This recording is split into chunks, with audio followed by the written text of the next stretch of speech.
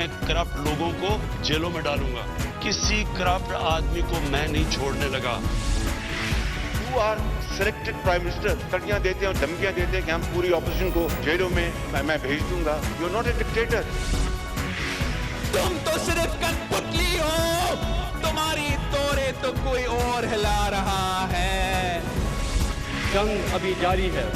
ابھی ہمیں دائمی امن کی اصل منزل پر پہنچنا ہے.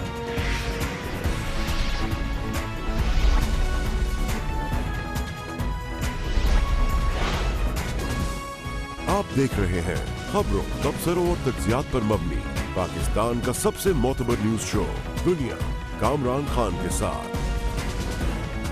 السلام علیکم، میں ہوں کامران خان. ملک بھر میں کرونا کیسز میں بدستور شدت سے اضافہ ہو رہا ہے اور اموات میں بھی. کل کرونا نے جون کے بعد سے ایک دن میں سب سے زیادہ 105 جانیں لیں. تشویش کی بات یہ بھی ہے کہ کیسز میں اضافے کا تناسب صوبوں میں سب سے زیادہ سندھ اور شہروں میں سب سے زیادہ کراچی میں ہے.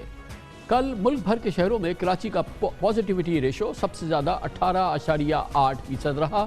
پچھلے 10 روز کے دوران کراچی کا اوسط پازیٹیو ریشو 20% رہا ہے، یعنی ٹیسٹ کیے جانے والے 10 میں سے ہر دوسرا شخص کرونا کا مریض نکل رہا ہے. کل کراچی میں 14 اموات بھی ہوئی، 776 کیسز رپورٹ ہوئے، جس کے بعد شہر میں مجموعی اموات کی تعداد 2678 ہو گئی ہے، جو سندھ میں اب تک ہونے والی 3222 اموات کا 83% ہے. کراچی شہر کے بڑے ہاسپٹلز میں وینٹیلیٹرز کم پڑ رہے ہیں اور وارڈز میں بھی آکسیجن بیڈز کی ڈیمانڈ میں مسلسل اضافہ دیکھ رہے ہیں. اس وقت کراچی کے ہاسپٹلز میں 100 کے قریب مریض وینٹیلیٹرز پر ہیں، جبکہ شہر بھر کے ہاسپٹلز کے ہائی ڈیپینڈنسی یونٹ تقریباً 40% بھر بھی چکے ہیں. ملک میں کل ہونے والی 105 اموات میں 58 یعنی آدھی سے زائد صرف سندھ میں ہوئی تھی. اس طرح کل 2731 افراد کورونا سے متاثر ہوئے تھے، جن میں 1520 یعنی 55% سے زائد کا تعلق سندھ سے تھا. اس وقت سندھ میں 1,98,482 افراد کورونا سے متاثر ہو چکے ہیں، جن میں سے 57% کا تعلق کراچی سے ہے. سندھ بھر میں اب بھی 25,875 ایکٹیو کیسز موجود ہیں، جو ملک بھر کے 48,359 کیسز کا 53% ہے، یعنی کہ پورے پاکستان کے کرونا کیسز ایک جانب اور سندھ کے کیسز اس سے زیادہ ہیں. کل ملک بھر میں نئے کیسز کی شرح 7.2% رہی، جس کے مقابلے میں سندھ میں یہ شرح کل دگنی ہو رہی ہے. ان حالات میں وزیر اعلیٰ سید مراد علی شاہ پرسوں ایک ہفتے کے لیے اطلاعات کے مطابق اچانک امریکہ چلے گئے ہیں. مراد علی شاہ کا امریکہ چلے جانے کا نہ مقصد بتایا گیا ہے اور نہ ہی اس موقع پر اچانک ان کا ملک سے چلے جانا قابل فہم ہے. وزیر اعظم کے معاون خصوصی برائے صحت ڈاکٹر فیصل سلطان نے بتایا تھا کہ کورونا کی صورتحال سے نمٹنے کے لیے دنیا کے دوسرے ملکوں کی طرح پاکستان بھی ویکسین کے حصول کے لیے اقدامات کر رہا ہے، جبکہ پرائیویٹ سیکٹر بھی حکومت کی اجازت کے بعد ویکسین درآمد کر سکے گا. پرائیویٹ سیکٹر جو ہے، جب کوئی ویکسین پراپر طریقے سے ہمارے قوانین کے مطابق رجسٹر ہو جائے گی تو تب اس کا حصول جو لوگ اس کو خریدنا چاہیں یا خرید سکیں ان تک ممکن ہوگا. لیکن جو حصول حکومت کر رہی ہے جس ویکسین کا، جس کے لیے $150 ملین اور اضافی رقم بھی جس میں ڈالی جا سکتی ہے، وہ مفت فراہم کی جائے گی ہماری پاپولیشن کو. کراچی میں اور سندھ میں پھیلتے ہوئے کرونا کے اس ماحول پہ بات کریں گے. ہمیں جوائن کر رہی ہیں ڈاکٹر شوبھا لکشمی، جو کہ ہیڈ آف انفیکشس ڈیزیزز ہیں ڈا یونیورسٹی اینڈ ہیلتھ سائنسز میں. بہت بہت شکریہ ڈاکٹر صاحبہ. یہ بتائیے گا سندھ میں اور کراچی میں جو یہ اس کا جو پھیلاؤ ہے وہ سندھ کا پورے پاکستان سے زیادہ ہے، کراچی کا پاکستان کے ہر شہر سے زیادہ ہے، کیا وجہ ہو سکتی ہے اس کی؟ وعلیکم السلام Kamran sahab, thank you for inviting me on the show. وجہ یہ ہے کہ دیکھیں کراچی میں ہمیشہ جو ہے ایک کنجسٹڈ سٹی رہا ہے، پاپولیشن زیادہ ہے، لوگ زیادہ ہیں اور ٹیسٹ بھی ہمارے یہاں پاس کراچی میں زیادہ کنڈکٹ ہو رہے ہیں، اور جب بھی ٹیسٹ زیادہ کنڈکٹ ہوتے ہیں تو ظاہر ہے پازیٹیوٹی بھی آپ کی بڑھتی ہے. دوسری بات یہ ہے کہ ہمارے یہاں جب آپ ٹیسٹ کریں، ٹیسٹ زیادہ کریں، ٹیسٹ 1000 کریں یا 500 کریں تو ریشو تو وہی رہے گا جو کہ پازیٹیوٹی کا ریشو ہے. ٹیسٹ زیادہ کنڈکٹ کریں گے تو نمبرز زیادہ ہو جائیں گے، مگر پازیٹیوٹی کا ریشو تو وہی رہے گا جو ہے. دیکھیں اس وقت کیسز کی شرح تو آبویسلی بڑی ہے، پہلے جو آپ کی پازیٹیوٹی 3-4% تھی وہ 20% ہے، لیکن اس میں لوگوں کا بھی ہے نا عمل دخل، لوگ پریکاشنز لے ہی نہیں رہے بالکل. جو کرونا کی پہلی ویو آئی تھی اس میں لوگوں نے باقاعدہ احتیاط کی تھی، ماسک پہنا تھا، سوشل ڈسٹینسنگ کی تھی، مارکیٹ میں نہیں جا رہے تھے، سپر مارکیٹس میں یا بینکس میں یا جہاں بھی کراؤڈڈ جگہ ہیں وہاں پہ SOPs فالو ہو رہی تھی. آج اگر شہر کا راؤنڈ لیں تو آپ دیکھیں گے کہ لوگوں نے اب کرونا کو مطلب ایک روٹین ایک حصہ بنا لیا ہے. کوئی ماسک نہیں پہن رہا، کوئی ڈسٹینسنگ نہیں کر رہا، کہیں بھی پریکاشنز فالو نہیں کر رہی ہیں، تو آبویسلی پھر تو کیسز بڑھنے ہی ہیں نا. تو اس میں مطلب ہماری اپنی ہی کوتاہیاں ہیں، ہم خود چیزوں کو اتنا سیریس نہیں لے رہے. آپ کا ایکسپیرینس کیا کہہ رہا ہے کہ ظاہر ہے کہ جو متمول لوگ ہوتے ہیں یا جو آسانی سے افورڈ وغیرہ کر سکتے ہیں یا جن کو زیادہ فکر ہے یا پڑھے لکھے ہیں یا کارپوریٹ سیکٹر ہے، یہ سمٹمز ہوتے ہیں تو یہ اپنے ٹیسٹنگ کے لیے جاتے ہیں اور وہ اپنا ٹیسٹ کرا لیتے ہیں. پازیٹیو نیگیٹیوٹی کا پتہ چل جاتا ہے جو کہ ہمارے یہاں اس وقت 20% ہے. کیا آپ کا ایکسپیرینس ہے جو کہ عام لوگ ہیں بیچارے، جو غریب لوگ ہیں، جو کہ لوور مڈل کلاس لوگ ہیں، ان کو یہ سمٹمز ہوتے ہیں یا کچھ ہوتے ہیں؟ کتنے لوگ آتے ہیں اپنے آپ کو ٹیسٹ کرانے کے لیے؟ کتنے بیچارے خود ہی اپنے آپ کو ٹھیک کر لیتے ہیں یا یہ کہ وہ احتیاط بھی کرتے ہیں یا نہیں کرتے؟ عام آدمی کا بالکل ایک عام آدمی کا کیا رسپانس ہے سمٹمز کا جو کہ کووڈ ریلیٹڈ ہوتے ہیں؟ کیونکہ اگر اس کو خیال ہی نہیں ہے تو وہ پھر سب سے بڑا اس چیز کا پھیلانے میں سب سے بڑا معاون ہو جاتا ہے. ایگزیکٹلی. دیکھیں اس کی وجہ یہ ہے ڈینائل. ہمارے لوگ جو ہے نا وہ اس بات کو مانتے ہی نہیں ہے کہ کورونا ہے. جس کو سمٹمز ہوتے بھی ہیں یا جو کانٹیکٹ میں آتا بھی ہے پہلے تو وہ یقین ہی نہیں کرتا. جب یقین ہی نہیں کرتا تو وہ ٹیسٹ کے لیے بھی نہیں آتا. حالانکہ گورنمنٹ نے بہت جگہ فری ٹیسٹنگ بھی کی ہوئی ہے، لیکن لوگ آتے ہوئے ڈرتے ہیں. ان کو یہ ڈر ہوتا ہے کہ اگر ہم ہاسپٹل میں جائیں گے تو شاید ہمیں آئسولیشن زبردستی کرنا پڑے گا، یا ہمارا کام ختم ہو جائے گا، یا ہم لوگ بدنام ہو جائیں گے، یا ہمارے پڑوسی ہم سے بات نہیں کریں گے. تو سوشل اسٹگما بھی بہت زیادہ اس کے ساتھ ایسوسیٹڈ ہے. دوسرا مطلب میں یہ کہنا چاہوں گی کہ آپ نے دیکھا ہے کہ بہت دفعہ جو ہے نا مس انفارمیشن بھی لوگوں کو دی جاتی ہے کہ ہاسپٹل نہیں جانا تو میں الگ سے مطلب آپ کو زبردستی بھی کورونا کے وارڈ میں لے جائیں گے، آپ کو زبردستی انجیکشن لگائیں گے اور آپ کی ڈیتھ ہو جائے گی. تو یہ ساری جو مس انفارمیشن سرکولیٹ کری ہے نا، اس پہ ہمیں ایکچولی کام کرنا چاہیے. لوگوں کو ایجوکیٹ کرنا چاہیے، اویئرنیس کرنی چاہیے کہ ایسا کچھ بھی نہیں ہے. اگر ٹیسٹ کرا لیں گے پازیٹیو ہو بھی جاتا ہے تو اگر ارلی ڈائگنوسس اور ارلی ٹریٹمنٹ اسٹارٹ کیا جاتا ہے تو اس کا سروائیول ریٹ بہت اچھا ہے. ہمارے پاس لوگ آتے ہیں ہفتے 10 دن کے بعد جبکہ وہ بہت سک ہو چکے ہوتے ہیں، تب ٹیسٹنگ ہم کراتے ہیں اور وہ پازیٹیو آتا ہے. بہت سارے لوگ اس سے پہلے اے سمپٹومیٹک یا جو بیچارے لو مڈل کلاس لوگ ہیں یا جو بالکل جو کہ اس چیز سے اتنے زیادہ اویئر نہیں ہیں تو وہ تو اسی وقت رپورٹ کرتے ہوں گے جب وہ ان کو ہاسپٹل جانا ہی پڑتا ہے، ورنہ تو وہ گھر پہ ہی رہتے ہوں گے اور پھر ظاہر ہے اس سے پھر وہ پرولیفریٹ کرتے ہوں گے اس پورے معاملے کو.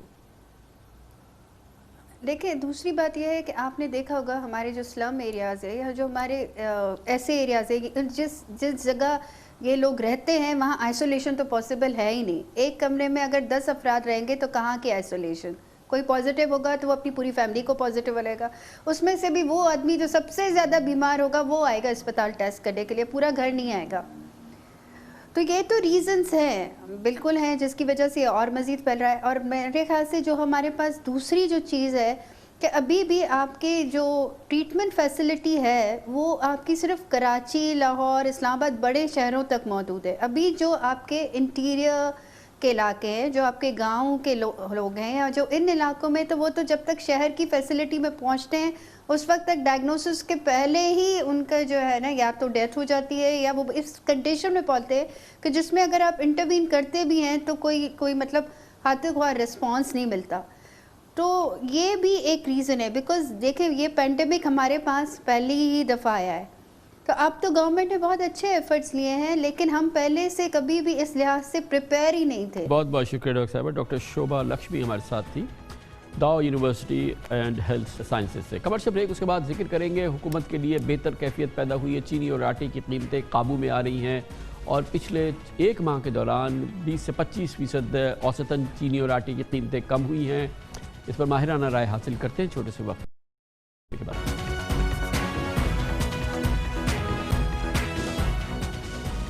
عمران خان حکومت کو پچھلے چند ماہ میں شدید دباؤ کا عوامی رد عمل کا سامنا کرنا پڑا. وجہ تھی پاکستان میں مہنگائی پر قابو پانے میں ان کی حکومت کی ناکامی. خاص طور پہ اشیاء خورد و نوش اور کھانے پینے کی اشیاء میں جو اضافہ ہوا اس نے یقیناً حکومت کے لیے پریشانی کا سامان پیدا کیا. پچھلے 6 ماہ مہنگائی میں اضافہ دیکھنے میں آیا اور خاص طور پہ آٹا اور چینی کی مہنگائی نے عام آدمی کا ایک غریب آدمی کے لیے ایک بہت بڑی مشکل کی کیفیت بنا دی تھی. اور خاص طور پہ آٹا چینی مہنگائی حکومت کے لیے انتہائی شرمندگی کا باعث تھی. چینی کی قیمتوں میں حد درجہ اضافہ ہوا. ایک موقع پہ 110-115 روپے کلو ہو گئی. آٹا بھی کراچی میں بھی اور لاہور میں بھی 80-85 روپے کلو فروخت ہو رہا تھا، جو یقیناً کسی بھی غریب آدمی کے لیے بھی اس تک پہنچ اس کے لیے مشکل ہوتی چلی جا رہی تھی.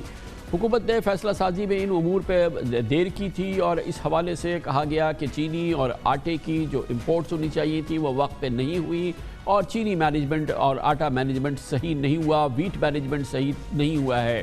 مگر اقدامات ہوئے. حکومت کے اقدامات کے نتیجے میں بڑی تعداد میں چینی اور آٹا امپورٹ ہوا ہے، جس کے نتیجے میں اب الحمدللہ ایک ماہ کے دوران تقریباً 20 سے 25% تک ان اشیاء کی قیمتوں میں کمی آ چکی ہے. اس وقت چینی کی اوسط قیمت 80 روپے فی کلو ہو گئی ہے، جس نے جون جولائی میں 100 روپے 110 روپے کا ہدف پار کیا تھا. اور اسی طرح سے آٹے کی قیمت آئی ہے. کراچی میں یہ 55-57 روپے فی کلو ہو گیا ہے. جون جولائی میں یہ 80-82 روپے کلو ہو گیا تھا. لاہور میں یہ تقریباً 48-50 روپے کلو ہو گیا ہے. جون جولائی میں بھی وہاں پر بھی 80-85 روپے کلو ہو گیا تھا. دوسری جانب گنے کا نیا کرشنگ سیزن بر وقت شروع کیے جانے اور حکومت کی جانب سے چینی امپورٹ کر کے مارکیٹ پہ فلوٹ کرنے سے قیمتوں میں استحکام آ گیا ہے، بلکہ تیزی سے کمی آ رہی ہے. یہی کیفیت آٹے کی قیمتوں میں بھی نظر آ رہی ہے. درآمدی چینی مارکیٹ پہ آنے سے ذخیرہ اندوز بھی ذخیرہ کی گئی چینی مارکیٹ پہ لانے اور سپلائی کرنے پر اور ڈیمانڈ گیپ کم کرنے پر مجبور ہوئے ہیں اور قیمتوں میں قابل ذکر کمی آ چکی ہے. تقریباً 1.25 لاکھ ٹنز کے قریب حکومت نے چینی جو ہے وہ امپورٹ کی. یہ چینی جو تھی یہ سستے نرخوں کے اوپر کنٹرول ریٹ کے اوپر پنجاب حکومت اور خیبر پختونخوا حکومت نے جو کہ اپنی ڈیمانڈ کے مطابق اس کو انہوں نے مارکیٹس میں اور اضلاع میں تقریباً 5000 ریٹیل آؤٹلیٹس پہ صرف پنجاب میں اس کو سیل کیا گیا 81 سے 83-84 روپے قیمت کی کے اوپر. اسی طرح یوٹیلیٹی سٹورز کارپوریشن نے یہ امپورٹڈ چینی اس وقت تقریباً 4000 یوٹیلیٹی سٹورز کارپوریشن کے 68 روپے کے جی کے اوپر یہ چینی جو ہے وہ موجود ہے. پچھلے 10 دن کے اندر چینی کی جو ایکس مل اور ویئر ہاؤس ریٹ ہے اس میں 10 سے 12 روپے کلو کی کمی آئی ہے. مزید بھی فرق آ جائے گا کیونکہ امپورٹڈ چینی بھی اس وقت سستے نرخوں پہ موجود ہے. اس کے علاوہ ہمارا جو ارلی کرشنگ سیزن شروع ہوا ہے ملز بھی تقریباً فل کیپیسٹی کے قریب اب ساؤتھ پنجاب کی ملز جو ہیں وہ فل کیپیسٹی کے قریب وہ آنے جا رہے ہیں. عام عوام کے لیے، غریب آدمی کے لیے، عام پاکستانیوں کے لیے اطمینان کی یہ لہر، اس پر بات کریں گے. پاکستان میں کموڈیٹیز کی قیمتوں میں یہ کمی کے لیے بات کریں گے. پاکستان میں کموڈیٹی افیئرز کے ایکسپرٹ ہیں، بہت طویل تجربہ رکھتے ہیں. محترم نجیب بالاگام والا ہمارے ساتھ موجود ہیں. بہت بہت شکریہ نجیب بھائی. یہ بتائیے گا کہ قابل ذکر کمی ہوئی ہے، 20-25% دام کم ہو گئے ہیں چینی اور آٹے کی ایک عام آدمی کے لیے. تو کیا ہوا، حکومت نے اب کیا کیا جو پہلے نہیں ہوا تھا؟ نہیں، السلام علیکم، بسم اللہ الرحمن الرحیم. گورنمنٹ نے امپورٹ کیا لیٹ بٹ ٹھیک ہے، آ گئی چینی اور فاسٹ آئی. پھر پرائیویٹ سیکٹر کی بھی آ گئی اور ٹریڈنگ کارپوریشن کی بھی آئی. اگر شارٹیج ایکسپیکٹڈ تھی کیونکہ لوگوں نے گنا نہیں اگایا تھا، کیونکہ اس سے پہلے سال اور اس سے پہلے 7 ملین ٹن چینی بنی تھی، پھر ایکسپورٹ ہوئی تو گنے کے پیسے بھی نہیں تھے اور گنے کا ریٹ کم تھا. اس دفعہ ریٹ 180 ڈکلیئر ہوا ہے، مگر شروع میں 300 روپے سندھ میں مل رہا تھا، 250 روپے، اور پنجاب میں 200-220 روپے. اس سے پنجاب سے 400 میں بھی گنا نہیں مل رہا تھا. تو اس وقت شوگر، را شوگر امپورٹ فیبروری میں جب مل چلتے ہیں نا تو پھر بگاس سے کاسٹ آف پروسیسنگ کم ہوتا ہے. تو ابھی بھی اگر گورنمنٹ اسیس کرے تو جنوری، فیبروری، مارچ میں 1.5-2 لاکھ ٹن را شوگر دے دیں جو سستا آتا. پھر بعد میں ڈیوٹیاں بھی ختم کی اور مہنگائی بھی، ریفائنڈ شوگر خریدی. تو انشاءاللہ یہ صحیح ہو. آج انڈیا نے آج ہی ڈکلیئر کیا ہے، سبسڈی دی ہے 6000 روپے انڈین روپیز، اور پہلے دیتے تھے 10,000 روپے. تو इंडियन शुगर हमारे यहाँ नहीं आ रही। तो बेसिकली अफगानिस्तान जा रही चीनी है। की कीमतें जो कमी हुई हैं, यकीनन एक बड़ी तादाद में हुकूमत ने इंपोर्ट अलाउ की और फिर उस पर ड्यूटीज़ टैक्सेस जो हैं वो ख़त्म किए, इस वजह से चीनी की कीमतें कम हो गई। आटे की कीमतें कैसे स्टेबल हुई हैं, क्योंकि आटे की कीमतों में भी 20-25% कमी आई है? आटे में सिंध गवर्नमेंट ने अक्टूबर से रिलीज़ किया वीट, हर जगह से, अपने इंटीरियर से। पंजाब ने भी खुला दिया, पास्कोम ने भी दिया। इंपोर्टेड वीट भी आ गया, 4-4, 5-5 जहाज़ एक साथ आ गए, प्राइवेट सेक्टर ने भी दिया। तो 52-53 रुपये से ये अभी प्राइवेट 47 में दे रहे हैं। तो यानी ट्रांसपोर्ट भी अच्छा हुआ। और ये अगर हम वीट जुलाई में मंगाते तो ज़ाहिर है 225 रुपये में आती, मगर उस वक्त इतना इम्पैक्ट पता नहीं था। इम्पैक्ट पता चला है अगस्त सितंबर में कि ये तो बहुत बड़ा गैप है। तो माशाल्लाह हमारी डिमांड अच्छी हो गई है वीट खाने की, शुगर खाने की। तो नजीब भाई ये बताइएगा कि अब ये तो इस साल का हो गया, अब असल ये है कि आइंदा साल के क्या प्रोजेक्शंस है, क्या खबरें आ रही हैं? अच्छा, और ये भी बताइएगा कि अगर सिंध गवर्नमेंट जो है ये वीट अक्टूबर में उसने रिलीज़ किया, फेडरल गवर्नमेंट की जानिब से कहा गया कि लेट रिलीज़ हुई है ये वीट, है थोड़ी अर्ली रिलीज़ होनी चाहिए थी, तो उससे शायद ये प्रेशर जो था वो पहले कम हो जाता।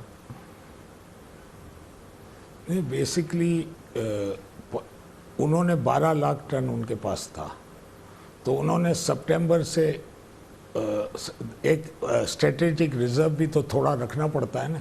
तो सितंबर, अक्टूबर, नवंबर, दिसंबर, जनवरी, फरवरी और मार्च तक इन्होंने ले जाना है।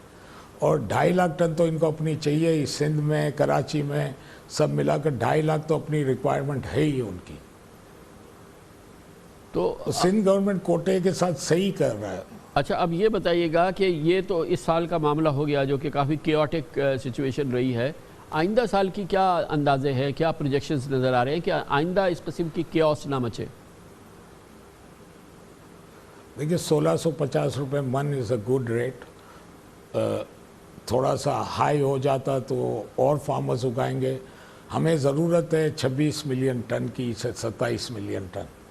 Although we are 6th largest wheat producer in the world, मगर अल्लाह का एहसान है इतना प्रोडक्शन के बाद भी हमें ज़रूरत पड़ती है वीट की। कभी अच्छा हो जाएगा, ये डिमांड सप्लाई होता है, ये सब स्मगलिंग और ये सब ये नॉर्मल फैक्टर्स हैं। ये ऐसे नहीं है कि जो रुक गए हैं और कम हो गए हैं कुछ, ये नॉर्मल फैक्टर है। जो ज़ख़ीरा अंदाज़ी है ना, वो भी इतनी नहीं है कि 25 रुपये को 100 रुपये ले जाएगी, वो नॉर्मल है। लोग अपना इस धंधे में, इनके पास स्टोरेज वेयर हाउस है और ये बेचते रहते हैं। इस दफ़ा वीट शॉर्टेज थी क्योंकि हमारे पास पीछे बैकिंग नहीं थी। क्या आगे की प्रोजेक्शन क्या है रंजीत भाई, आगे की प्रोजेक्शन क्या है? देखिए मैं तो दुआ करता हूँ कि 27.5 1650 रुपये, अगर 1750 होता तो ये मेरे हिसाब से 28 मिलियन प्रोड्यूस कर लेते और हम 1 मिलियन एक्सपोर्ट भी कर सकते। और चीनी के लिए आप कह रहे हैं कि उसमें ओवरऑल कमी होगी, तो अभी रॉ शुगर जो है वो इंपोर्ट कर ले हुकूमत, उसकी इजाज़त दे दे ताकि ये काम शुरू हो जाए। अभी तो लंदन और शुगर की प्राइसेस हाई हैं, बट फरवरी मार्च के मिल बंद हो जाते हैं, मार्च अप्रैल में, कुछ मिल फरवरी में बंद हो जाते हैं। तो जो बगास पड़ा हुआ है उससे रॉ शुगर को प्रोसेसिंग करने, और ये रॉ शुगर हर जगह नहीं पहुंचता, ये ट्रांसपोर्ट के कॉस्ट इतने आए कि ये साउथ में ही ज़्यादा प्रोड्यूस होगी। तो अगर ये ज़्यादा नहीं करें, 1.5-2 लाख करें, और अगर यहाँ पाकिस्तान में इस्तेमाल नहीं हुई तो उस 1.5 लाख को जिसने इंपोर्ट किया शुगर मिल, उसको एक्सपोर्ट करने की इजाज़त है। अगर पाकिस्तान में अच्छी शुगर बन गई, मेरे हिसाब से 15% गन्ना ज़्यादा है लास्ट ईयर से, मगर हमारे पास स्टॉक्स नहीं थे। अभी जो इंपोर्टेड आई है वो स्टॉक है। तो रंजीत भाई ये बताइएगा कि इस साल हम देख रहे हैं कि फर्टिलाइज़र्स की ऑफ टेक बड़ी रिकॉर्ड ऑफ टेक है, बहुत यूरिया और ये फर्टिलाइज़र बहुत ज़्यादा बिक रही है, बहुत ज़्यादा सेल्स हो रही हैं। इसका मतलब ये है कि we are heading for a good crop season, जिसमें हमारी ज़राअत और हमारी फसलें अच्छी होने जा रही हैं, इसके इम्कानात हैं। آئندہ سال کے لیے ہماری زراعت کے لیے اچھا سال ہوگا؟ وہ ہے، مگر آپ کو پتہ ہے ملیشیا، پاکستان سب کلائمیٹ چینج لا لینا ہے جس کا افیکٹ ہو سکتا ہے. ابھی جو ایکسٹرا بارشیں آ جائیں یا بارش نہیں ہو، اب لا لینا اللہ تعالیٰ سے دعا کرنی چاہیے کہ اس سال ایسا ویدر ہو. وہ ایک شعر ہے احمد ندیم کا، یوں ہی موسم کی ادا دیکھ کے یاد آیا ہے کس قدر جلد بدل جاتے ہیں انسان جانا. تو موسم چینج ہو جائے گا، باقی تو اگر ماشاءاللہ چیزیں نارمل رہتی ہیں، میں خود دعا کرتا ہوں. کوئی ایکسیپشنل، کوئی بڑی، کوئی بڑا کوئی نیچرل کلیمٹی نہیں آتی ہے، تو کیونکہ یہ آف ٹیک زیادہ ہے تو ماہرین یہ کہتے ہیں کہ یہ ہمارا خیال یہ ہے کہ بہت اچھی کراپ کا، ہماری اچھی فصلوں کا سیزن ہوگا آئندہ. انشاءاللہ 26 ملین تو منیمم ہم پروڈیوس کریں گے ویٹ، اور اگر ضرورت بھی پڑی نا تو اگلے سال یعنی 2022 میں مے بی جنوری فیبروری میں اگر ویٹ شارٹ ہو گیا. چینی تو میں سمجھتا ہوں کہ جنوری فیبروری مارچ 2021 میں انہیں را شوگر امپورٹ کرنا چاہیے وداؤٹ اینی ٹیکسز، اور زیادہ لیں یہ 1.5-2 لاکھ ٹن، اور پرائیویٹ سیکٹر الاؤ کرے وہ اپنے اپنے فیکٹری پہ کریں. جو اگر ہماری پروڈکشن اچھی ہو گئی تو وہی را شوگر یہ ایکسپورٹ کرے، ریفائن کر کے کریں گے تو کچھ ملک میں ایکسٹرا پیسے بھی آئے گا. کیونکہ آپ ٹولنگ کرو گے اس کے پھر نفع کرو گے انشاءاللہ. تھینک یو سو مچ، بہت بہت شکریہ جناب نجیب بارگام والا ہمارے ساتھ موجود تھے. کمرشل بریک، اس دوران نیوز ہیڈ لائنز دیکھیں، جس کے بعد ہم اپنے پروگرام کے باقی کے ساتھ واپس آتے ہیں. آپ دیکھ رہے ہیں خبروں، تبصروں اور تجزیات پر مبنی پاکستان کا سب سے معتبر نیوز شو دنیا، کامران خان کے ساتھ. ملک کے سیاسی حلقوں میں کل سے قبل از وقت سینٹ الیکشن کی باز گشت ہے. اگلے مہینے یعنی جنوری سے سینٹ الیکشن کی گہما گہمی کا آغاز ہو جائے گا، اور سینٹ الیکشن کے بعد تحریک انصاف پارلیمنٹ میں واحد اکثریتی جماعت بھی بن جائے گی، اور یہ سیاسی ماحول کی اور پاکستان کے سیاسی منظرنامے کی بہت ہی بڑی اور امپورٹنٹ ڈیولپمنٹ ہوگی. گویا اپوزیشن کی جماعتوں اور اس کے اتحاد پی ڈی ایم کے پاس چوائس ہوگی کہ وہ جنوری میں کڑکڑاتی ہوئی سردیوں میں سینٹ الیکشن کی تیاری کرے یا حکومت مخالف تحریک چلائیں. آئین کے آرٹیکل 224(3) کے تحت سینیٹرز کی ریٹائرمنٹ سے زیادہ 30 دن پہلے سینٹ کا الیکشن ہو سکتا ہے. اس طرح 11 مارچ کو 52 سینیٹرز کی ریٹائرمنٹ سے پہلے 30 دن پہلے یعنی 9 فروری کو سینٹ میں کوئی آئینی یا قانونی رکاوٹ نہیں ہوگی. آج وزیراعظم عمران خان نے پشاور میں صحافیوں سے گفتگو کی اور کہا کہ سینٹ الیکشن وقت سے پہلے ہوں گے، جبکہ شو آف ہینڈز کے ذریعے الیکشن کے لیے سپریم کورٹ سے رجوع کر رہے ہیں. ہم الیکشن جلدی کروائیں گے سینٹ کے، کیونکہ یہ سارا ڈرامہ ہو رہا ہے. ان کا خیال ہے کہ کوئی سینٹ کے الیکشن ہاں تو وہ تو فیل ہو جانا ہے. انہوں نے، آپ کو پتہ ہے کپتان تو میں پران ان سے زیادہ بہتر کھیلنا جانتا ہوں، تو الیکشن تو ہم پہلے کروائیں گے. سارے جانتے ہیں کہ پاکستان کے سینٹ کے الیکشنوں میں پیسہ چلتا ہے، رشوت چلتی ہے، سب کو پتہ ہے. اس لیے ہم شو آف ہینڈز کے اوپر جا رہے ہیں. اٹارنی جنرل نے ہمیں یہ بتایا ہے کہ سپریم کورٹ میں ہم رکھیں گے. یہ ہو سکتا ہے آئین کے اندر امینڈمنٹ کے باوجود بھی ہو سکتا ہے، اس لیے ہم سپریم کورٹ کے پاس جا رہے ہیں. ملک کے لیے برا ہے کہ رشوت چلتی ہے اور وہ لوگ سینٹ میں پیسے دے کے آ جاتے ہیں، اس لیے ہم کہہ رہے ہیں شو آف ہینڈز پہ آئے. الیکشن کمیشن سینٹ الیکشن سے 30 دن پہلے انتخابی شیڈیول جاری کرتا ہے، اور 2018 میں 3 مارچ کو سینٹ الیکشن ہوئے تھے، اور شیڈیول کے مطابق 1 ماہ قبل 4 فروری سے کاغذات نامزدگی جمع ہوئے تھے، جبکہ جانچ پڑتال اور اعتراضات اور نامزدگی واپس لینے کے بعد الیکشن سے 15 دن پہلے 16 فروری کو امیدواروں کی حتمی فہرست جاری ہو گئی تھی. اس اعتبار سے اگر 9 فروری کو سینٹ الیکشن ہوتے ہیں تو کاغذات نامزدگی کے مراحل کا آغاز 10 جنوری سے شروع ہو جائے گا، اور 26 جنوری تک امیدواروں کی حتمی فہرست جاری ہو جائے گی. پی ٹی آئی حکومت کی کوشش ہے کہ سینٹ کے الیکشن خفیہ بھی نہ رہیں. کل وزیر اعظم عمران خان اور وفاقی کابینہ کو اٹارنی جنرل پاکستان خالد جاوید خان نے سینٹ الیکشن کے حوالے سے تفصیلی بریفنگ دی تھی، اور کابینہ کو آگے کیا تھا کہ آئین میں اوپن بیلٹ کی بظاہر کوئی ممانعت نہیں ہے. یہ طریقہ کار الیکشن ایکٹ میں درج ہے، لیکن پھر بھی شو آف ہینڈ پر آئینی رہنمائی کے لیے آرٹیکل 186 کے تحت سپریم کورٹ آف پاکستان سے رجوع کیا جانا چاہیے. ماضی میں پاکستان میں جب بھی سینٹ کے الیکشن ہوئے ہیں تو ہارس ٹریڈنگ اور کروڑوں روپے چلنے کے الزامات عام سامنے آتے ہیں. اس لیے پی ٹی آئی کی حکومت کی طرح اپوزیشن کی بھی ایک خواہش ہونی چاہیے کہ سینٹ الیکشن خفیہ نہ ہو، کیونکہ میثاق جمہوریت کی جو کہ سابق وزیر اعظم اور پاکستان پیپلز پارٹی قائد محترمہ بے نظیر بھٹو شہید اور جناب نواز شریف نے لنڈن میں سائن کیا تھا، اس کے نقطہ نمبر 23 میں باقاعدہ لکھا گیا تھا کہ کرپشن اور فلور کراسنگ روکنے کے لیے سینٹ الیکشن اوپن بیلٹ کے تحت ہوں گے۔ یہ وہی میثاق جمہوریت ہے جس پہ کہ جناب نواز شریف اور بے نظیر بھٹو کے دستخط ثبت ہوئے ہیں۔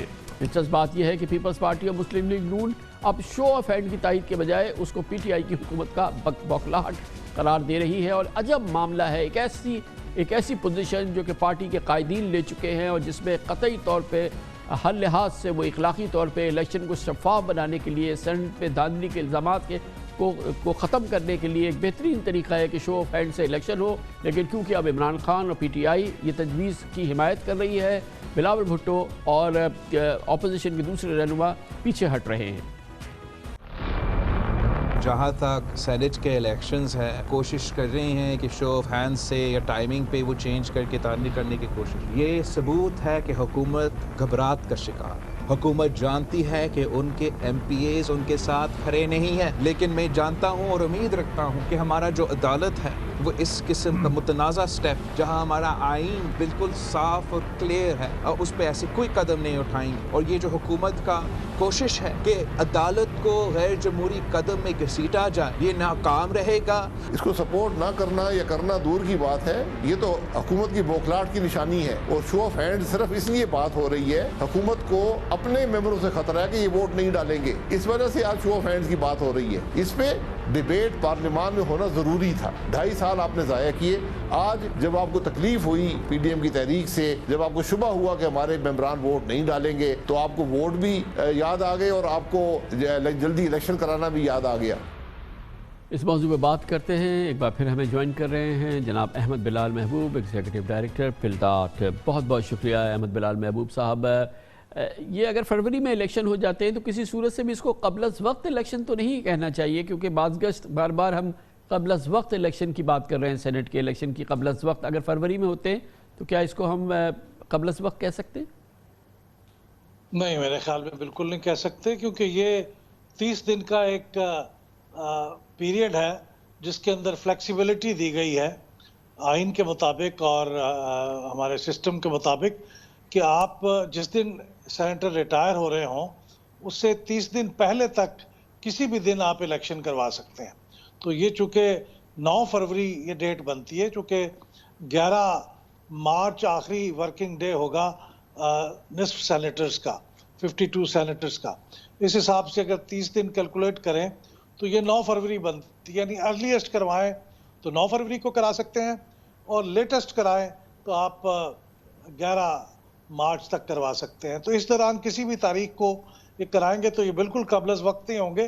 قبل از وقت تو یہ ہوتا کہ اگر آپ 9 فروری سے بھی پہلے کرواتے تو ظاہر ہے وہ نہیں کروا سکتے جب تک کہ آپ دستور میں تبدیل نہ کر لیں۔ اچھا، یہ تو ہو گیا کہ جس دن کے ووٹ کاسٹ ہوگا تو وہ قبل جو جلد از جلد ہو سکتی ہے وہ 9 فروری ہو سکتی ہے، مگر اس کے لیے جو پورا پروسیس ہے جو کہ فائلنگ ہے اور تمام چیزیں ہیں اس کے لیے کتنی مدت دینی ہوتی ہے؟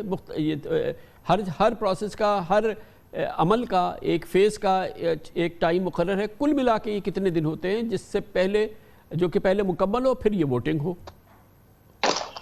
دیکھیے، یہ جو پورا نظام ہے یہ تو اس کا تفصیل سے بیان کیا گیا الیکشنز ایکٹ میں، الیکشنز ایکٹ 2017 میں، تو اس کے بارے میں تقریباً 1 ماہ بنتا ہے، کم و بیش ہو سکتا ہے آگے پیچھے، کیونکہ بعض کا چھٹی آ جاتی ہے، پبلک ہالیڈیز آ جاتی ہیں، لیکن 1 ماہ کا تقریباً وقت ہے۔ لاسٹ ٹائم آپ نے بالکل صحیح کہا کہ وہ تقریباً 2 فروری کو شیڈیول اناؤنس کیا تھا الیکشن کمیشن نے، اور 3 مارچ کو الیکشن ہوئے، تو یوں سمجھیے کہ ایک ماہ کا 30 دن کا وقت چاہیے۔ تو اس طرح اگر آپ 9 فروری کو الیکشن کروا رہے ہیں، اگر کروائیں تو اس کا مطلب ہے کہ تقریباً لگ بھگ 9 جنوری کو اس کا شیڈیول اناؤنس ہونا چاہیے، اور پھر اس کے بعد پھر نامینیشن پیپرز جمع ہوتے ہیں، پھر ان کی اسکروٹنی ہوتی ہے، پھر ایک فہرست جاری کی جاتی ہے، پھر اس کے بعد وڈرالز ہوتے ہیں، پھر حتمی فہرست جاری ہوتی ہے، اور اس کے بعد پھر یہ پولنگ کی ڈیٹ آتی ہے۔ پولنگ کے لیے تقریباً 7-8 دن کا وقت دیا جاتا ہے विड्रॉल्स के बाद भी। तो ये तकरीबन 1 माह का वक्त है, तो ये तो तयशुदा है, इसके अंदर कोई लंबी चौड़ी फ्लेक्सिबिलिटी की गुंजाइश नहीं है। तो ये फरमाइएगा कि अब के इलेक्शन 9 फरवरी को हो या 9 मार्च को हो, हुकूमत इलेक्शन कमीशन ऑफ पाकिस्तान से कोई दरख्वास्त दे सकती है, या ये कि 100% ये सवाबदीद है इलेक्शन कमीशन ऑफ पाकिस्तान की, वो हुकूमत की बात सुनने की यकीनन पाबंद तो नहीं है, लेकिन क्या हुकूमत का कोई रोल हो सकता है इलेक्शन कमीशन ऑफ पाकिस्तान को अपनी दरख्वास्त में, या दरख्वास्त दे सकती है कि आप 9 फरवरी को कराएं, 9 मार्च को ना कराएं, जबकि जिसमें कोई कानूनी कबाहत नहीं है दोनों तारीखों में? देखिए, मेरी अंडरस्टैंडिंग ये है कि ये तो सवाबदीद तो इलेक्शन कमीशन की है, यानी हतमी फैसला इलेक्शन कमीशन ने करना है। लेकिन इलेक्शन कमीशन चूँकि ये इलेक्शंस होते हैं यूँ समझिए कि सूबाई असम्बलियों के अंदर होते हैं और कौमी असम्बली के अंदर होते हैं, जो हमारे इस्लामाबाद के जो सीटें होंगी उनके लिए, और जो सूबों की सीटें होंगी वो हर सूबाई असम्बली के अंदर होंगे। तो फिर वो सूबाई असम्बलियों से और कौमी असम्बली के सेक्रेटेरिएट से गालिबन मशवरा भी करते हैं कि भाई ये कोई डेट आपके लिए किसी मुश्किल का सबब तो नहीं होगी। तो वो पहले मशवरा करके इनडायरेक्टली अगर हुकूमत चाहे, चूँकि इनमें से 3-4 असम्बलियों के अंदर तो उनकी अक्सरियत है, तो उसके ज़रिए से वो मशवरा दे सकते हैं। लेकिन मेरा ख्याल है हुकूमत इस बारे में बराह रास्त शायद को मशवरा नहीं दे सकती, वो इलेक्शन कमीशन ही फैसला करता है अपने बाकी चीज़ों को सामने रखते हुए। अच्छा, ये फरमाइएगा, दूसरा मामला ये सामने आया है कि हमारा, आप जानते हैं कि सारी ज़िंदगी हमने देखा है कि सेनेट इलेक्शंस, चाहे वो सेनेट ऑफ पाकिस्तान के अपने इलेक्शन हो या फिर जो वहाँ पे कानून साजी होती है वहाँ मामलात हो, चेयरमैन डिप्टी चेयरमैन का इलेक्शन हो, शायद हमने कभी नहीं देखा कि वो शफाफ हुए हों, हॉर्स ट्रेडिंग के इल्ज़ाम ना लगा हो, सेनेटर्स बिके ना हो। ये एक मामूल का अमल है। यकीनन इसके लिए तीर हदफ नुस्खा है कि खुफिया बैलेट ना हो, हाथ उठा के शो ऑफ हैंड से तमाम लोग देखें कि किसने किसको वोट दिया है, और इससे इसका कलाकुमा हो सकता है। पहले तो ये फरमाइएगा कि ये एक मुसल्लमा राय है ना सेनेट के मामलात को शफाफ रखने में, इसमें तो किसी किस्म की कोई कबाहत नहीं होनी चाहिए। मैंने अभी बताया कि चार्टर ऑफ डेमोक्रेसी में बेनज़ीर भुट्टो साहिबा ने और नवाज शरीफ साहब ने उसमें बाकायदा ये तहरीर किया था कि ये सेनेट के इलेक्शन हमेशा ओपन होने चाहिए, खुफिया बैलेट से नहीं होने चाहिए, और अपोजिशन की हमेशा से ये मुसल्लमा राय है। ये बात दुरुस्त है, इसके बारे में तकरीबन कंसेंसस है सियासी जमातों का। मेरी ज़ाती राय थोड़ी सी मुख्तलिफ है, लेकिन ये सियासी जमातों का कंसेंसस है। और हिंदुस्तान में भी काफ़ी कबाहतों के बाद अब ये तय हुआ था कि वो जो वोट डालते हुए वो सियासी पार्टियों के नुमाइंदों को अपना बैलेट पेपर दिखाएंगे, यानी वहाँ पे भी अब ये ओपन बैलेट का सिस्टम हो गया हुआ है। तो के दरमियान तो कंसेंसस है, और वो इसी बात की वजह से है कि वो ये महसूस करते हैं कि उनके जो लेजिस्लेटर्स हैं वो टोटली उनकी मर्जी के मुताबिक वोट डालें और उनको ये इख्तियार ना हो। मेरी ज़ाती राय ये है कि कुछ मामलात में तो उनको आज़ादी होनी चाहिए, हमारे दस्तूर में आज़ादी है, लेकिन करप्शन का कोई केस आए तो उसको सख्ती से लेकिन ये बताइएगा कि आज़ादी वो उसूली मौक़िफ़ ओपनली क्यों नहीं ले सकते? उसको इजाज़त है कहे कि मेरी आज़ादी है, मेरी मर्ज़ी है, मैं इस चीज़ पे एग्री नहीं करता, वो छुप के क्यों इसका इजहार करे? इसलिए कि हमारे बहुत से मामलात जो हैं उसके अंदर हम इसका एहतमाम करते हैं कि वो सीक्रेट बैलेट के ऊपर वोट हो। हम प्रेसिडेंट को वोट देते हैं, हम स्पीकर को वोट देते हैं, हम डिप्टी स्पीकर को देते हैं, तो ये सब सीक्रेट बैलेट से होता है। हम जनरल इलेक्शन में वोट देते हैं तो वो सीक्रेट बैलेट से होता है ताकि किसी के ऊपर कोई दबाव काम ना करे। लेकिन हमारा सेनेट का तजुर्बा सामने आया है ना, लेकिन हरफ आखिर नहीं है। हर जमात ने कितना इस पे, हर इलेक्शन पे किस कदर संगीन इल्ज़ामात लगते हैं। और एक इलेक्शन में तो इमरान खान ने अपने 22 MPA निकाल दिए थे KP से। तो ये तो एक मुसल्लमा बात है ना, सबको पता है कि ये हमारी बदकिस्मती है। हमारी बदकिस्मती है कि हमारे ऐवान बाला के रुकन बिकते हैं, बाकायदा उसका सौदा होता है, नीलामी होती है। देखिए, ये इल्ज़ाम तो लगते हैं, इसमें कोई शक नहीं है, और ये असल में इल्ज़ाम हकीकत भी होगी इसमें कुछ, लेकिन वो ज़्यादा इल्ज़ाम इसलिए लगते हैं कि कुछ लोग अपनी क़यादत की मर्ज़ी के बरखिलाफ़ वोट दे देते हैं।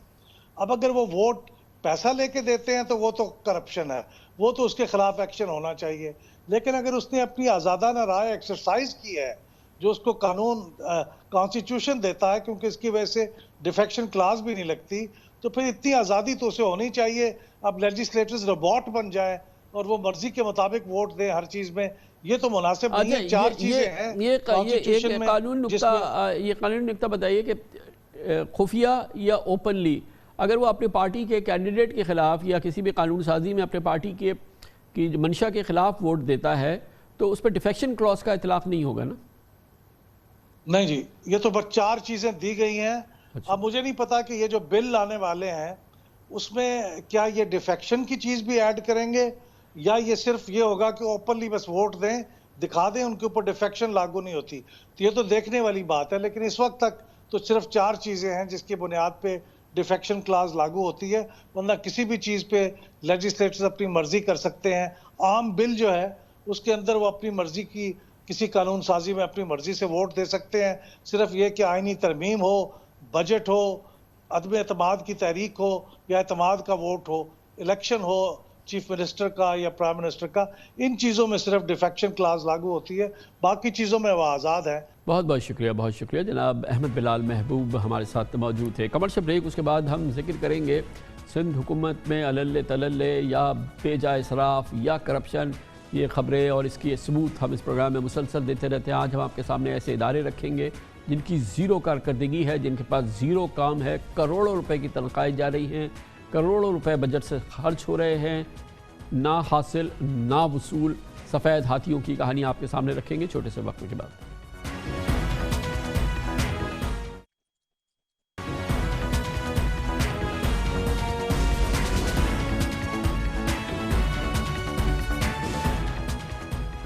सिंध हुकूमत में पीपल्स पार्टी के 13वें साल में हुकूमत के एक से एक बढ़कर करप्शन और बदइंतज़ामी और मेरिट के खात्मे की दास्तानें हम इस प्रोग्राम में आपको बार बार पेश करते रहे हैं, सबूत शवाहिद आपके सामने रखते हैं।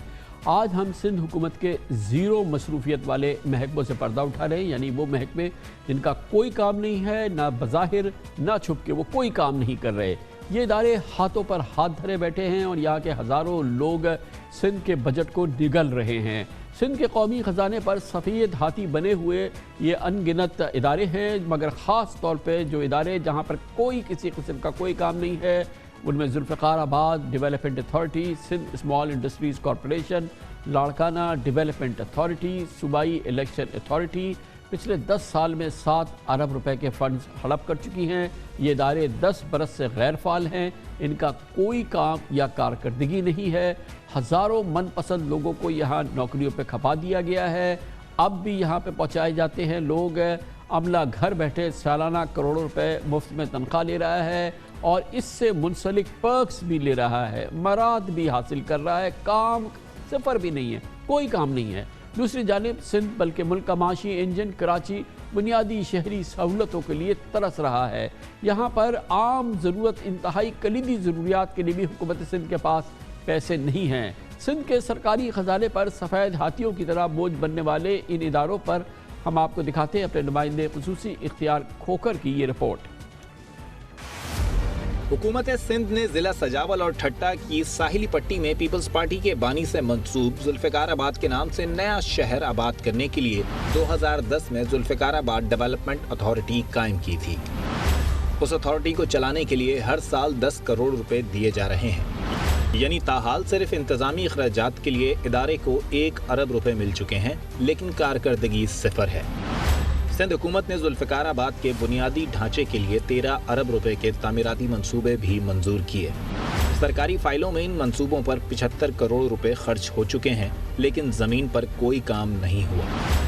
नतीजतन जुल्फ़िकार आबाद अथॉरिटी और उसके मंसूबों पर 10 साल में सिंध के ख़जाने से 1 अरब 75 करोड़ रुपए खर्च हुए, लेकिन पैसा कहाँ लगा मालूम नहीं। बिल्कुल उसी तरह सिंध में छोटी सनतों, हुनरमंदों और दस्तकारी को फ़रोग़ देने के लिए 1972 में सिंध स्मॉल इंडस्ट्रीज़ कॉरपोरेशन कायम की गई थी। मुख्तलिफ शहरों में 22 स्मॉल इंडस्ट्रीज़ स्टेट्स और 17 हुनरमंदी मराकज़ भी कायम हुए थे, लेकिन सिंध हुकूमत की बैड गवर्नेंस, करप्शन और अकरबा परवरी ने ये अहम इदारा तबाह कर दिया। तमाम दस्तकारी और तरबियती मराकज़ बंद हो चुके हैं।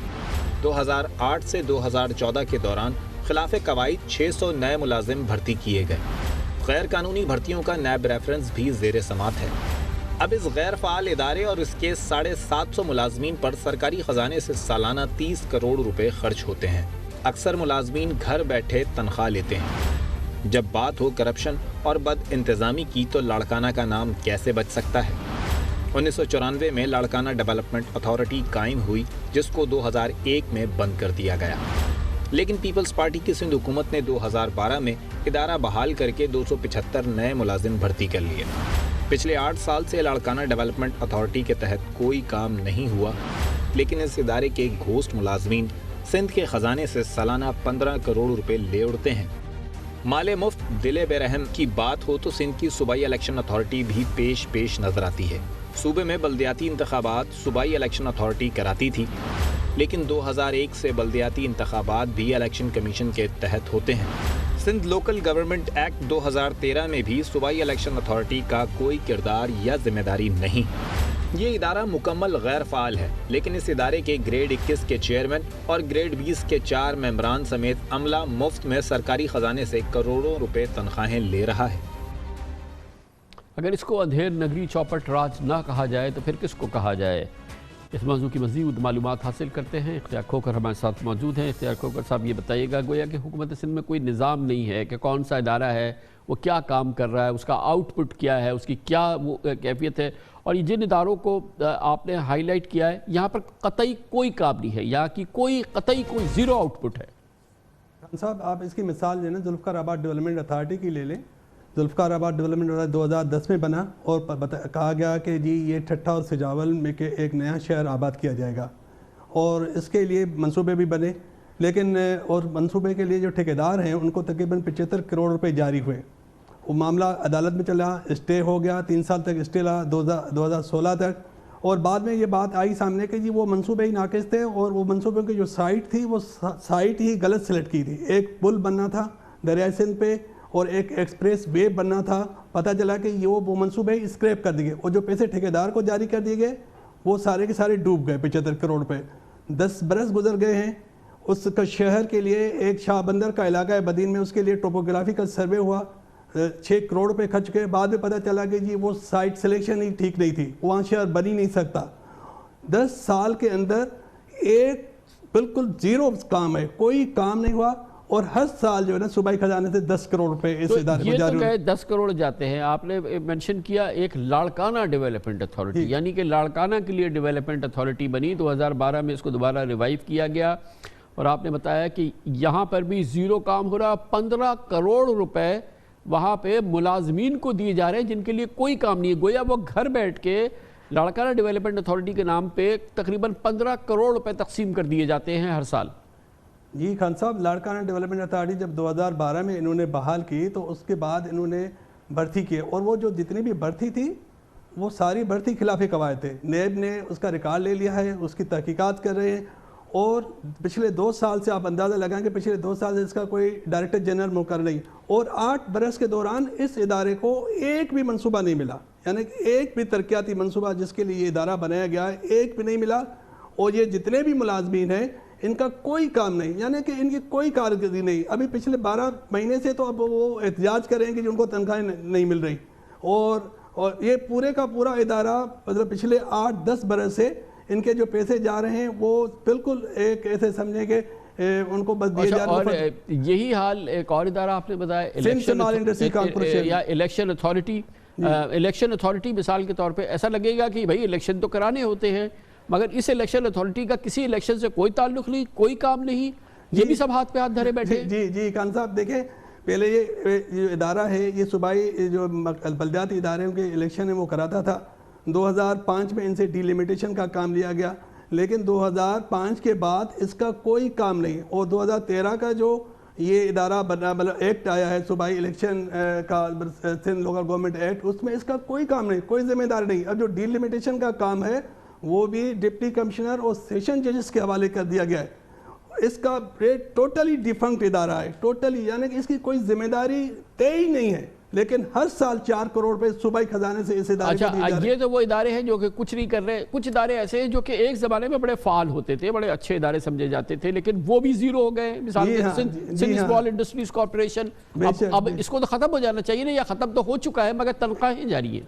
خان صاحب یہ بہت زبردست ادارہ ہوتا تھا، یہ 1972 میں ذوالفقار علی بھٹو صاحب نے بنایا تھا، اور اس کے تحت حالہ میں، مٹھی میں، مختلف علاقوں میں باقاعدہ ہنرمندیوں کی کالونیاں بنائی گئی تھیں، ان کے ٹریننگ سینٹر بنائے گئے تھے، ان کی اسمال انڈسٹری سائٹ تھی، لیکن وہ سب کے سب تباہ ہو گئے۔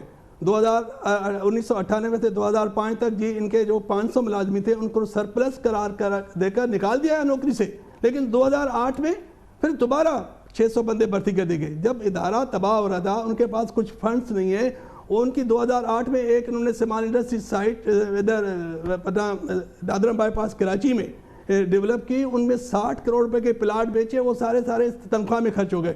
ہر سال 30 کروڑ روپے صوبائی حکومت اسپیشل گرانٹ دیتی ہے اس ادارے کے، اور پچھلے دنوں ایک سیکٹری نے سمری بھیجی سی ایم صاحب کو، اس کو بتایا کہ 800 ملازم میں 600 کلارک ہیں، صرف 600 کلارک ہیں، اور انہوں نے کہا کہ بھائی ادارہ بند ہونا چاہیے، ان کے جو کام ہے سائٹ کراچی کو دے دیے جائیں، لیکن وہ سمری پہ کوئی فیصلہ نہیں ہو سکا، اور یہ ٹوٹل جو ہے نا یہ گورنمنٹ کا ایک بوجھ ہے۔ بہت شکریہ اختیار کھوکر ہمارے ساتھ ہیں۔ اندھیر نگری چوپٹ راج نہ کہیں تو کیا کہیں، خود آپ سوچ لیجئے، خود آپ فیصلہ کیجئے۔ کمرشل بریک، اس کے بعد ذکر کریں گے کنسٹرکشن انڈسٹری میں بہت تیزی ہے، ملک کے اندر ایک بڑا مسئلہ ہے، اس سے منسلک جو ٹیکس رعایت دی گئی تھی وہ 31 دسمبر کو ختم ہو رہی ہیں، اور اس میں بھی معاملہ یہ ہے کہ اب یہ جو کنسٹرکشن انڈسٹری وہ چاہتی ہے کہ اس میں مزید اضافہ کیا جائے، کیونکہ سندھ میں اس معاملے پہ کام نہیں ہو رہا ہے، 4 مہینے سے 300 پروجیکٹس پھنسے ہوئے ہیں، ان کی اپروول نہیں دی جا رہی۔ بتایا جاتا ہے اور مسلمہ بات بھی یہی ہے کہ جب تک رشوت وصولی اور رشوت تقسیم کا نظام ہر پروجیکٹ کے لیے نہیں بن جاتا، اس وقت تک کوئی پروجیکٹ کی منظوری نہیں دی جائے گی۔ ایک بہت بڑا مسئلہ ہے، اس کی بات کرتے ہیں چھوٹے سے وقفے کے بعد۔ یقیناً کریڈٹ دینا ہوگا وزیراعظم عمران خان کو، ان کی انتھک کوششوں کاوشوں کے نتیجے میں بالآخر پاکستان میں کنسٹرکشن ایکٹیویٹیز کا ایک نیا طوفان ہے، ایک نیا زمانہ ہم دیکھ رہے ہیں۔ برق رفتاری سے کنسٹرکشن ایکٹیویٹیز ہم پورے پاکستان میں دیکھ رہے ہیں، جس کے اثرات پوری پاکستان کی معیشت پہ رونما ہو رہے ہیں۔ ہر لحاظ سے یہ پاکستان کے لیے بہت ہی پازیٹیو ڈیولپمنٹ ہے وزیراعظم عمران خان کے، مگر اس تعمیراتی انقلاب کے خواب کو تعبیر دینے کے لیے ایک مسئلہ ہے، وہ یہ کہ حکومت کو فی الحال جو کنسٹرکشن انڈسٹری کے لیے جو مراعات اور ٹیکسز برات کے لیے جو ڈیڈ لائن دی گئی تھی، اس مہلت کو بڑھانا ہوگا۔ فی الحال کنسٹرکشن ایمنسٹی کی ڈیڈ لائن 31 دسمبر یعنی تعمیراتی مراعات میں صرف 15 دن باقی رہ گئے ہیں۔ 31 دسمبر تک سرمایہ کار اور خریدار سے آمدن کے ذرائع نہیں پوچھے جائیں گے۔ منفرد ایمنسٹی کے ساتھ کنسٹرکشن پیکیج کی وجہ سے سیمنٹ، سٹیل، لکڑی سمیت 40 صنعتوں کا پہیہ تیزی سے گھوم رہا ہے، روزگار کے نئے مواقع پیدا ہوئے ہیں، اور اسی لیے اب حکومت کے لیے لازم ہے کہ وہ اس وقت کی ضرورت کو محسوس کرے، اور خاص طور پہ جو پچھلے چند مہینوں میں اس سلسلے میں ایکٹیویٹی کا آغاز ہوا ہے، یہ بہت محدود مدت تھی۔ اس پرکشش جو اس میں آفرز دی گئی تھی، جو ٹیکسز کی برات دی گئی تھی، اس سے پورا استعمال اٹھانے کے لیے اس کی ایک بڑی وجہ یہ ہے کہ کووڈ ایک بار پھر پوری شدت سے ملک میں دوسری لہر سامنے آئی ہے۔ اسی لیے حکومت کو IMF اور FATF کو اعتماد میں لے کے کنسٹرکشن ٹیکس برات کی ڈیڈ لائن میں توسیع کرنی ہوگی، یہ انتہائی ضروری ہے۔ وزیراعظم عمران خان نے 10 جولائی کو کنسٹرکشن پیکیج کا اعلان کرتے ہوئے کہا تھا کہ کروڑا صورتحال کی وجہ سے پاکستان کو 31 دسمبر تک بین الاقوامی اوبلیگیشن سے مہلت ملی ہے۔ ہماری انٹرنیشنل اوبلیگیشنز ہیں، اس کے لیے ہمیں صرف 31 دسمبر تک ہمیں ٹائم ملا ہے۔ ہمیں جکڑا ہوا ہے فیٹف پہ اور جو کنڈیشنز لگائی ہوئی ہیں پاکستان پہ، ان سے ہمیں صرف اس وقت 31 دسمبر تک ٹائم ملا ہے۔ اس لیے یہ ضروری بتانا ہے کہ میں چاہتا ہوں کہ آج ساری ہماری کنسٹرکشن انڈسٹری یہ سمجھ لے کہ یہ ٹائم ہے، یہ موقع ہے۔ یہ 31 دسمبر کے پاس آپ کے پاس یہ موقع نہیں رہے گا۔ کئی چیزیں پھر بھی رہیں گی، لیکن کئی چیزیں ہم نہیں کر سکیں گے۔ بلا شبہ وزیراعظم عمران خان کنسٹرکشن پیکیج کی مکمل کامیابی کے لیے انتھک محنت کر رہے ہیں۔ لاہور، راولپنڈی، اسلام آباد اور ملک کے دیگر بڑے شہروں میں تعمیراتی منصوبوں کی طویل قطار بھی لگ رہی ہے، لیکن کنسٹرکشن تحریک میں کراچی بہت پیچھے رہ گیا ہے۔ سندھ حکومت نے تعمیراتی منصوبوں کی منظوری میں رکاوٹوں کے ڈھیر لگا دیے ہیں۔ 5 مہینوں سے 300 پروجیکٹس منظوری کے لیے اس وقت لٹکے ہوئے ہیں سندھ بلڈنگ کنٹرول اتھارٹی میں، کیونکہ وجہ ہمیں یہ بتائی گئی ہے کہ رشوت کی وصولی کا تقسیم کا نظام جو ہے وہ تشکیل نہیں دیا جا سکا ہے، اور جیسے ہی نظام تشکیل دیا جائے گا ان تعمیراتی منصوبوں کی اپروولز بھی ہو جائیں گی، یعنی کہ وہ نظام جو منظور قادر کاکا کے زمانے میں چلتا تھا اس کی بحالی ہونی ہے، اور سسٹم کی بحالی ہوگی تو ان منصوبوں کی منظوری بھی ہوگی۔ لیکن پنجاب اور KP میں اس وقت تعمیراتی اجازت ناموں اور بلڈنگ پلان کی ایک ماہ میں منظوری ہو رہی ہے، اور اس میں زبردست اس کی وجہ سے ایکٹیویٹی دیکھنے میں آ رہی ہے، لیکن سندھ میں 300 پروجیکٹس منظوری کے منتظر ہے اور گزشتہ 3 مہینوں میں محض 19 پروجیکٹس کی منظوری دی گئی ہے۔ وجہ یہی ہے کہ رشوت کے نظام کا، لینے کا اور تقسیم کا نظام جو ہے وہ اس وقت تشکیل دیا جا رہا ہے، اور جیسے ہی ہوگا، مگر اس کیفیت کے اندر حکومت کی 31 دسمبر کی ڈیڈ لائن تیزی سے ختم ہو رہی ہے، محض 2 ہفتے رہ گئے ہیں۔ اس موضوع پہ بات کرتے ہیں اور اس کے لیے ہمیں جوائن کریں ایک بار پھر جناب محسن شیخانی ہمارے ساتھ موجود ہیں، سابق چیئرمین آباد۔ بہت بہت شکریہ محسن شیخانی صاحب۔ 31 دسمبر کو یہ ختم ہو رہی ہے، یہ جو کنسیشنز ملے تھے، جو مراد دی تھیں ٹیکسز کی اور جو خاص طور پہ کنسٹرکشن انڈسٹری کے لیے تھیں، تو اب آپ یہ بتائیے گا کہ کیا اس سے یہ ایک ایسی ڈیڈ لائن ہے جس سے بہت سارے پروجیکٹس رک جائیں گے، بہت ساری چیزیں جو ہے وہ فال تھرو نہیں ہو سکیں گی؟ تھینک یو کامران بھائی، میں سمجھتا ہوں کہ بہت امپورٹنٹ ہے اس کا بڑھنا، ادروائز تو آپ سمجھے ابھی تک جتنا بھی جو کام ہوا ہے، جو پرائم منسٹر نے ہر سیٹرڈے ہر تھرسڈے کو بیٹھ کے اور جنرل صاحب نے ہر ٹیوزڈے کو بیٹھ کے جتنی بھی کوشش کی ہے، وہ ابھی تک جو امپلیمنٹیشن ہے وہ 30% بھی نہیں ہوا ہے، 70% پورا پروجیکٹس باقی ہیں۔ 30% میں اتنی اکانومی موو کر رہی ہے، اتنا ایکٹیویٹیز ہو رہی ہے سیمنٹ کی، اسٹیل کی، اس لیے کہ بیسک 2-3 چیزیں فریم ورک، یہ 3 کام پہلے اسٹرکچر کام ہوتا ہے، اس کے بعد فنیشنگ پہ آتا ہے۔ تو یہ میں سمجھتا ہوں کہ بہت بڑی کامیابی ہے۔ ٹوٹل بزنس کمیونٹی جتنی بھی ہے، سب کی پالیسیز آ رہی ہے اور ساری چیزیں گرو کر رہی ہے، جب جاب بھی کریشن ہو رہی ہے سر، اور میں سمجھتا ہوں کہ آنے والے وقتوں میں عام لوگوں کو گھر بھی ملنے ہیں، اور یہ پالیسیز ایسی ہے کہ اس کو بڑھنا ہر لازم ہے۔ اس کے لیے وہی ہماری سچویشن ہے کووڈ کی دوبارہ پوری دنیا میں، اور اس وقت انٹرنیشنلز اداروں کو بھی یہ سوچنا چاہیے کہ تھرڈ ورلڈ کنٹری کے جو ملک ہے ان کو سپورٹ کرنا چاہیے۔ لیکن شیخانی صاحب یہ بتائیے نا، ابھی 15 دن تو ہیں، تو اس میں تو کیونکہ اب پہلے بھی پرائم منسٹر نے کہا تھا کہ 31 دسمبر جو ہے وہ اس کی بڑی اسٹرکٹ ڈیڈ لائن ہے، تو اس دوران جو منصوبے ہیں بنا کے آپ کو کمپلیٹ تو نہیں کرنے ہیں، اس کو اپروول کی فیز کے اندر جا کے اور اس کا انیشیل چیزیں آپ کو کرنی ہیں، وہ تو کی جا سکتی ہیں۔ اس کے لیے ہم نے پرائم منسٹر صاحب کو بھی اور جنرل صاحب کو بھی ایک ریکویسٹ کی ہے کہ یہ جتنے پروجیکٹس ہیں اس کو اپروول رجیم کے تحت اپروو سمجھا جائے، کنڈیشنل اس کی اپروول دی جائے، تاکہ ہم وہ ٹیکسیشن کے سسٹم میں آ جائے، ہم یہ پروجیکٹ شروع کریں، اور اگر اس کی کوئی فارمیلٹیز ہے تو وہ ہوتی رہے۔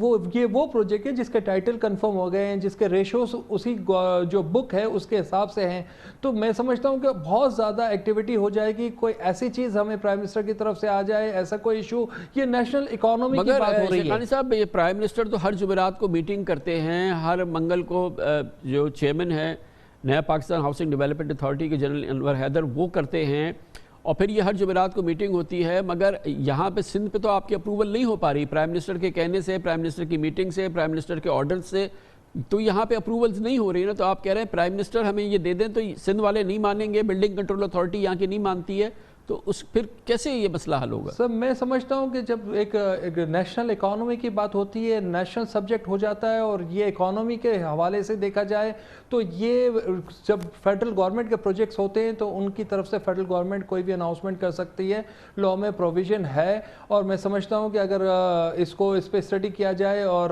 ہماری بات بھی ہوئی تھی لاسٹ ٹائم، میرے خیال سے اس پہ غور بھی کر رہے ہیں کہ یہ چیزیں ہو جائے تاکہ یہ پروجیکٹ کو اپروو سمجھا جائے۔ یہ وہ پروجیکٹ ہے جن کے ٹائٹل ویریفیکیشن ہو چکے ہیں، یہ بتائیے گا جہاں پہ آپ نے اپروول کے لیے دیے ہیں، یعنی کہ سندھ بلڈنگ کنٹرول اتھارٹی جس کو کراچی بلڈنگ کنٹرول اتھارٹی بنانا ہے، وہاں سے آپ کو کیا جواب ملتا ہے؟ کیوں اپروولز نہیں دے رہے یہ لوگ؟ گورنمنٹ لاسٹ 6 مہینے میں میرے خیال سے کوئی تیسرا ڈی جی ہے وہ بدل گیا، ایک سپریم کورٹ میں چلے گئے، ایک آئے ہمارے دوسرے ڈی جی صاحب، وہ سارے پروسیجر 1 ونڈو ڈیجیٹلائزیشن، یہ تیسرے ڈی جی صاحب آ گئے، اب ایک ڈی جی اور یہ چوتھے ڈی جی ہے، اور ایک ڈی جی جب آتا ہے 1-1.5 مہینہ تو وہ سب چیزوں کو سمجھنے میں لگاتا ہے۔ سیتو صاحب آئے، ابھی سمرو صاحب آئے، اس سے پہلے آشکار صاحب تھے، اور اس سے پہلے احسن ظفر تھے، تو 4-6 مہینے میں یہ پوزیشن ہوگی، تو کام بھی کیسے ہوگا؟ کوئی ایک آتا ہے دوسرا چلا جاتا ہے، یہی لگا ہوا ہے جس کی وجہ سے یہ سارے ایشوز بھی ہو رہے ہیں۔ باقی ایک پالیسیز، آپ کا کہنا بالکل صحیح ہے کہ ان چیزوں کو بہتر، جب تک ہم کوئی ایسی پالیسیز نہیں کریں گے، اس کے ٹائم لیمٹ کی ہے۔ فیڈ بیک کیا ہے آپ کا پنجاب وغیرہ سے، لاہور سے، کے پی وغیرہ سے؟ آپ کے ساتھی کیا بتاتے ہیں؟ وہاں پہ یہ مسائل نہیں ہیں؟ دیکھیں لاہور میں اسلام آباد میں ایل ڈی اے میں بالکل بھی یہ مسائل نہیں ہے، اسلام آباد میں یہ مسائل موجود ہے، سی ڈی اے میں مسائل ابھی تک موجود ہے، راولپنڈی ڈیولپمنٹ اتھارٹی میں ابھی تک مسائل ہے، بہتر ہوا ہے پہلے کے مقابلے میں لیکن مسائل موجود ہیں وہاں بھی۔ سی ڈی اے کی میٹنگ آج بھی ہم کر رہے تھے، آج بھی ان کا وہی کہنا تھا، لوگوں کو ایک خوف ہے کہ ہم یہ کر دیں گے تو نیب کا پرابلم آ جائیں گے، ایف آئی اے کا پرابلم آ جائیں گے۔ جب تک ہم ان چیزوں کو، یہ بیوروکریسی کو کوئی نہ کوئی ایسا بہانہ ملا ہوا ہے کہ سر یہ ہم چینج نہیں کر سکتے، یہ پرائم منسٹر کی میٹنگ میں لے جائے، وہاں سے آپ چینج کرائے۔ کل بھی سی ڈی اے کا ایک میٹر تھا، آج ہی ہم نے ڈسکس کیا ہے، کل اس کو ہم پرائم منسٹر کی میٹنگ میں رکھیں گے کہ یہ ریگولائزیشن پالیسی بنا دی جائے، نئے بائی لاز بنا دیا جائے۔ اس کے لیے بھی مطلب آپ کو پرائم منسٹر کی میٹنگ میں لے کے جانا پڑ رہا ہے۔ تو اتنے ایشوز ہو گئے کر رہے ہیں جہاں بیوروکریسی آپ کو اب کیا ہے، یہ تو ریس اگینسٹ ٹائم ہے، 15 دن کے لیے تو آپ نے ایک پروپوزل دی ہے کہ یہ فیڈرل سبجیکٹ ہے، فیڈرل اس کو کر کے اس کی اپروول دے دی جائے، کیونکہ بہرحال آپ لوگوں کو تیاری کرنی 31 دسمبر کے لحاظ سے، کیونکہ یہ وفاقی حکومت کے کلی ہاتھ میں یہ چیز نہیں ہے، اسے بہرحال آئی ایم ایف کے پاس لے جانا ہوگا۔ بالکل کامران بھائی، لیکن آئی ایم ایف کے پاس بھی ہمارے پاس یہی کہ پوری دنیا ابھی کووڈ میں ہے اور ہمارے یہاں بھی وہی ہائی دوبارہ وہی پوزیشن شروع ہو گئی ہے۔ تو میرا خیال ہے کہ ان کو بھی ریئلائز کرنا چاہیے اور پرائم منسٹر کوشش بھی کر رہے ہیں۔ اسد عمر نے پرسوں بھی ایک ٹویٹ کیا تھا کہ ہم یہ کرنے جا رہے ہیں، پرائم منسٹر کوشش کر رہے ہیں، تو ہماری تو دعا، لیکن کوشش کے ساتھ ہمیں کہیں نہ کہیں پالیسیز بھی دینی پڑے گی۔ پرائم منسٹر مثال کے طور پہ پوری اپنا زور لگائیں، آئی ایم ایف کی سربراہ سے بات کریں، کسی صورت سے اس میں ایکسٹینشن کریں۔ سندھ پھر بھی نہیں کرے گا اگر، اور سندھ میں ایسے ہی 6 مہینے مزید یہ پروجیکٹ پڑے رہیں گے تو وہ ڈیڈ لائن بھی گزر جائے گی۔ مسئلہ جہاں ہے وہاں اس کو حل کروائیں نا۔ ہماری تو کوشش ہے سر، ہم تو ہر جگہ آپ دیکھ رہے ہیں، آپ کے سامنے 4D مطلب کوئی چیزیں ہی نہیں ہے۔ روزانہ بیوروکریسی میں اتنی اپ اینڈ ڈاؤنز ہو جاتی ہے کہ ایک نیا آدمی آتا ہے اور نئی چیزیں ہو جاتی ہے۔ سی ایس اس کو فالو اپ کر رہے ہیں، چیف سیکرٹری کے یہاں سے بھی فالو اپ ہو رہا تھا، لیکن کوئی رزلٹ نہیں آ رہا۔ رزلٹ نہیں آئے گا، ہم لوگ اسی طرح ایک دوسرے کے مطلب کبھی اس کیو میں کھڑے کر دیتے ہیں، کبھی اس کیو میں۔ پرائم منسٹر خود وہاں سے کہہ رہے ہیں کہ بات کریں سی ایم صاحب سے، سی ایس صاحب کو، تو یہاں تک چیزیں چل رہی ہے کہ اس کو فائنلائز کریں، لیکن سر رزلٹ نہیں آ رہا۔ رزلٹ آنا چاہیے تو آگے چیزیں چلے گی۔ اب یا تو ہمیں آپ پرمیشن دیں کہ ہم اپنے آباد کے طور پہ یا پرائیویٹ کنسلٹنٹ سے کوئی ایسی چیز کرا لے، کوئی فیڈرل گورنمنٹ اپنے اداروں سے سی ایم صاحب سے بات کرے یا ان سے کہیں کہ یار کہیں ان لوگوں کو تو ریلیف دیں تاکہ کام شروع ہو، اکانومی شروع ہوا۔ 30% میں ایکٹیویٹی اتنی شروع ہوئی ہے، 70-80% کام تو ابھی ہوا ہی نہیں ہے۔ وہ ہوگا تو اکانومی اور موومنٹ کہاں ہو جائے گی۔ تھینک یو سو مچ، بہت بہت شکریہ محسن شیخانی، سابق چیئرمین آباد ہمارے ساتھ موجود تھے۔ اس کے ساتھ ہی ہمارے آج کے پروگرام کا اختتام ہوتا ہے۔ کل آپ سے پھر ملاقات ہوگی انشاءاللہ۔ کل تک کے لیے کامران خان کو اجازت، اللہ حافظ ناصر۔ Hi, it's Sayyeda Shanaz here. Thank you for watching Dunya News. For more videos and updates, don't forget to click the subscribe button. Keep watching Dunya News.